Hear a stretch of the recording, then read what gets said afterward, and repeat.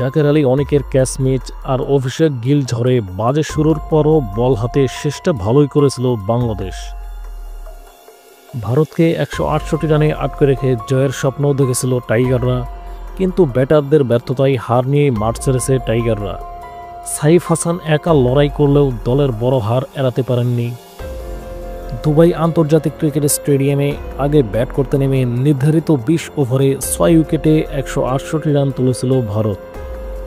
জবাবে 19 ওভার 3 বলেই 127 রানেই গুটিয়ে গেছে বাংলাদেশ। 41 রানে হারা টাইগারদের ফাইনালে উঠতে পাকিস্তানকে হারাতেই হবে। সাইফ হাসানের দুর্দান্ত 69 রানে ভর করে 100 পার করে বাংলাদেশ। এছাড়া আর কোনো ব্যাটার বলার মতো রান করতে পারেনি। ইনিংসের শুরুতেই তানজিদ হাসান তামিমের উইকেট হারায় বাংলাদেশ। এরপর পারভেজ হোসেন এমন 19 বলে 21 রান করে বিদায় নিলে এক প্রান্তে দলের হয়ে হাল ধরেন সাইফ।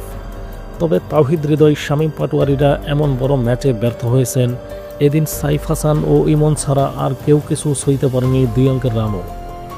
দ্রুত ফেরেন অধিনায়ক জাকের আলী অনিকও। মোহাম্মদ সাইফুদ্দিন, রিশাদ হোসেনরাও করতে পারেননি রান, যে কারণে হারের ব্যবধানটাও বেড়েছে। শেষ পর্যন্ত সবকটি উইকেট হারিয়ে 19 ওভার 3 বলে বাংলাদেশের ইনিংস থামে 127 রানে।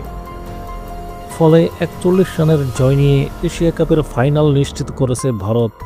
দলটির হয়ে সর্বোচ্চ 3 উইকেট শিকার করেন কুলদীপ যাদব। এর আগে দুবাই স্টেডিয়ামে আগে ব্যাট করতে নেমে রীতিমতো ঝড় তুলেছেন অভিষেক শর্মা ও শুভমান গিল। প্রথম 10 ওভারেই 96 রান তোলা ভারত পরের 10 ওভারে পেরেছে মাত্র 72 রান। তাতে নির্ধারিত 20 ওভারে 6 উইকেট হারিয়ে 168 রান করে ভারত। দলের হয়ে সর্বোচ্চ 75 রান করেছিলেন অভিষেক শর্মা।